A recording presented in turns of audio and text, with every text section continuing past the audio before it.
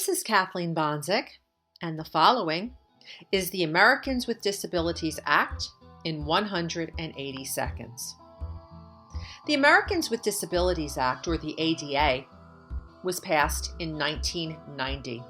It is a comprehensive civil rights law that is composed of 5 titles or sections, and Title I is the employment provision.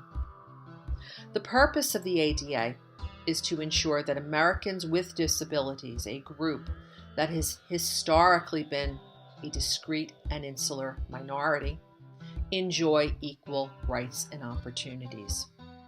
The ADA prohibits discrimination against individuals with disabilities in many areas, including employment, education, transportation, as well as in public and private places that are open and available to the general public.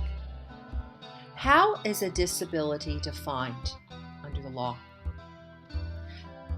The ADA defines a disability as either 1, a person with a physical or mental impairment that substantially limits one or more major life activities of that person, or 2, a person who has a record of such an impairment, or 3, a person who is regarded as having such an impairment. How does the ADA define major life activities?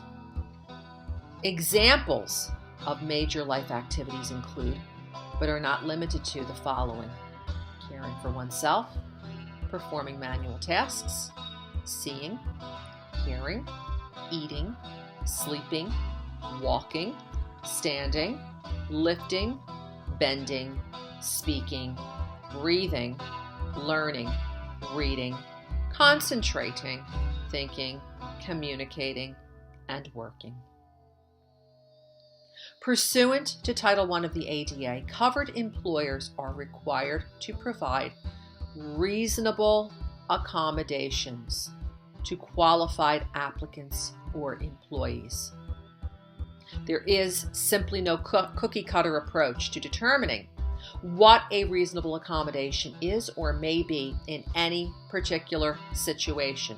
Instead, it must be considered on a case-by-case basis. Nonetheless, in general, a reasonable accommodation constitutes a change or modification to the job that accommodates employees with disabilities without causing the employer an undue hardship. In other words, it is a modification to the job that may be accomplished without a great deal of difficulty and/or expense to the employer. This is Kathleen Bonzik. Thank you for listening.